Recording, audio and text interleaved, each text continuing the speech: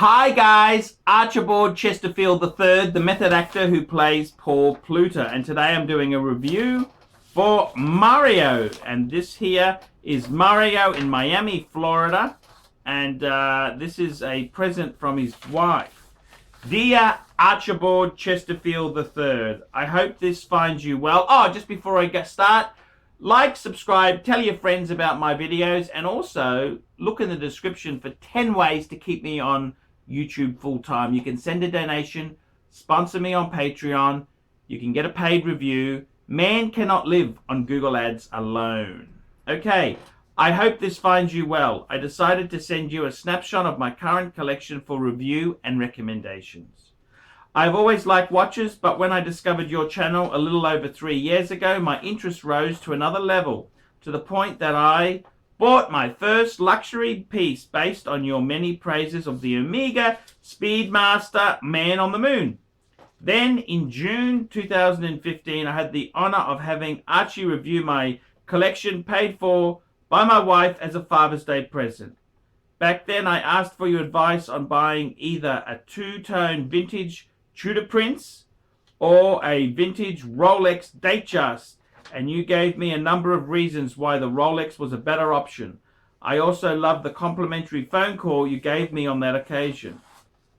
Fast forward to November 2015, and sure enough, I had the chance of my life when the Archie was posting a Rolex reference 1013 from 1984, two-tone with Jubilee brand, and I immediately jumped on it, and it's proven to be a keeper. Now this is my current collection for an up-to-date review. Besides the two luxury pieces mentioned above, it includes a recently acquired Steinhardt GMT Coke. I know you loathe this brand.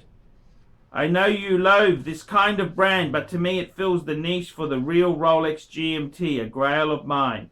This piece has a lot going for it. Build quality at a reasonable price for being Swiss-made German brand, and it incredibly holds its value pretty well.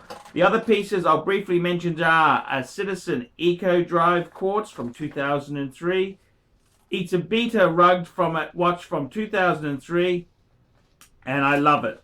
A Citizen ProMaster Auto, my only diver.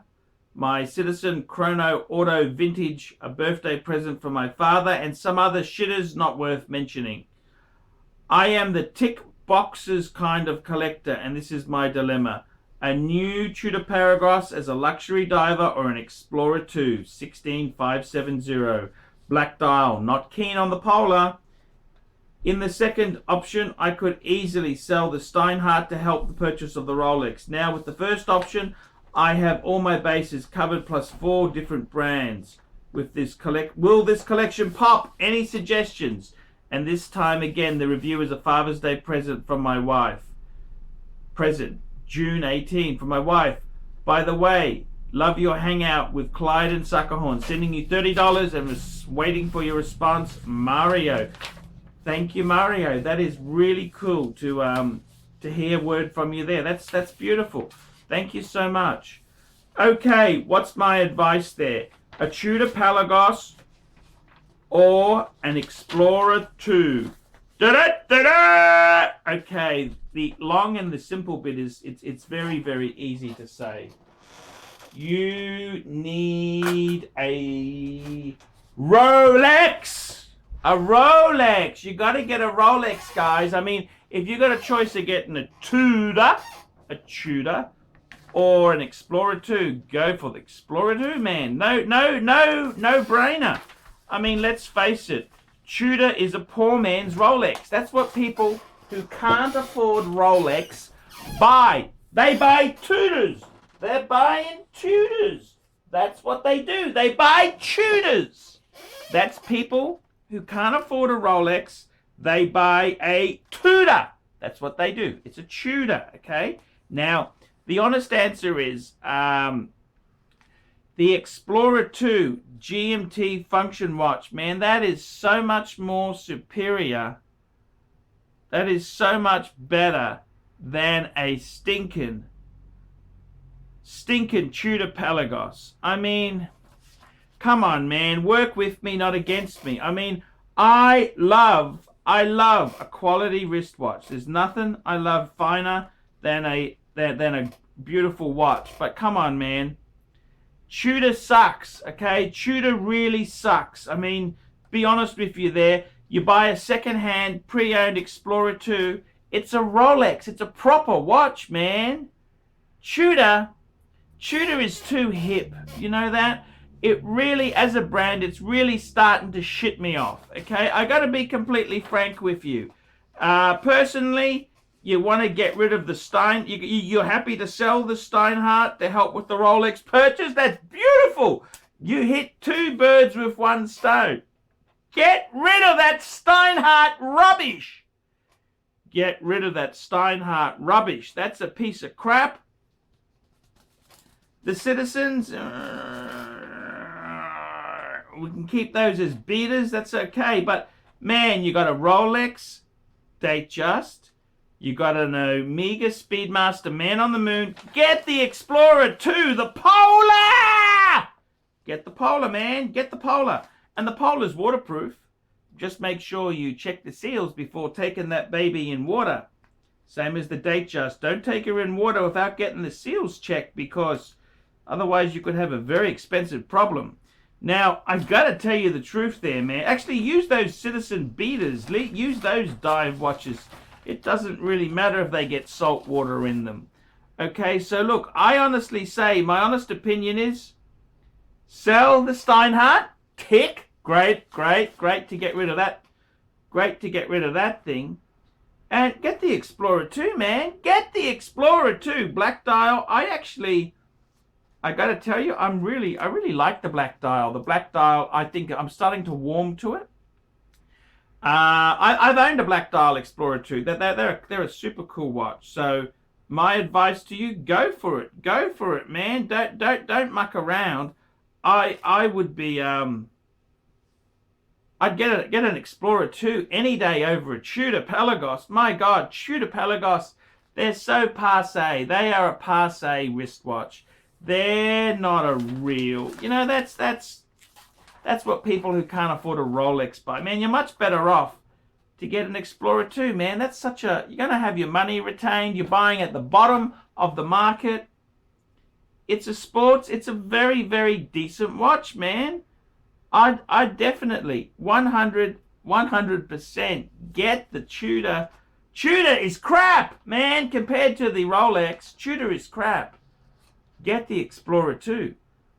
The Explorer 2 is a much better watch. I wouldn't even, it's a no-brainer. No-brainer whatsoever. I mean, the Explorer 2 is a proper GMT function watch. It's a purist watch. It's for someone who really knows their stuff. The Tudor is just for hip, smug little YGen turds. That's all the Tudor is. I really can't stand Tudors. You know, I really can't stand them. They're poor value when you consider all they are is an ETA in a Rolex case. That's all they are, man. They just suck. They really suck. So definitely get the black Explorer 2 16570. Grab it. Grab it with both hands. Now, I would say to you, you know, so you've got what I would do is this. You got the Datejust, you got the Speedmaster, get the Polar, no, to get the black Explorer 2, and as a fourth watch, I'd be getting a Sea Dweller, a pre-ceramic Sea Dweller. I reckon that would be four-piece perfection. You'd have your Datejust as your dress watch. You'd have your Chrono as your Speedy. You'd have your Explorer 2 as your GMT travel watch. And a Sea Dweller 40mm pre-ceramic as your diver. Man, that's what you want to do. Steer the collection that way. Don't get this stupid Pelagos rubbish, okay? Those Tudors, I got to tell you, Tudors, I mean, I don't say bad things about Tudors. I kind of like them. But man, if you had a choice of getting a Tudor, a new Tudor, or a second-hand Rolex, go Rolex, man. Rolex is so much cooler. It's so much cooler, man. It's so much cooler. Don't go for Tudors. Tudors are just hipsters buy them, okay? They just I can't stand Tudor. Can't stand it. You know, I mean, don't tell my viewers that. I mean, I'm just telling you personally. Yeah, I'd get the Explorer 2. It's a no-brainer. It's a no-brainer. It's a no-brainer, man. You got a nice collection developing. Get rid of that silly Steinhardt. Oh, that's crap. That is garbage, okay? Get rid of that and get the Explorer 2. That's a decent, really decent watch. I'm Paul Pluta. You're watching the Paul Pluta channel. Remember, like, subscribe, tell your friends. Tell me what you guys think of that. We specialize here in pre-owned Rolex watches. Rolex watch is a very special timepiece, and we always do the servicing exactly as factory specifications. We buy a pre-owned piece and we put it into brand new condition. We have Rolex certified technicians working on that. We completely disassemble the piece. We adjust and polish and change every single part of the watch. You have to have certified watchmakers that know what they're doing. If you have an expensive car, you're just not going to bring it to any mechanic that doesn't know what they're doing. You spend $5,000. It's like if you put money in the safe deposit box. And 1 or 2 years from now, you will keep having your $5,000. We have to spend a lot of money to get all this equipment together, but makes me feel I'm doing what I'm supposed to do. It's not a question of money, it's my passion. Jewelers on time, simply the best.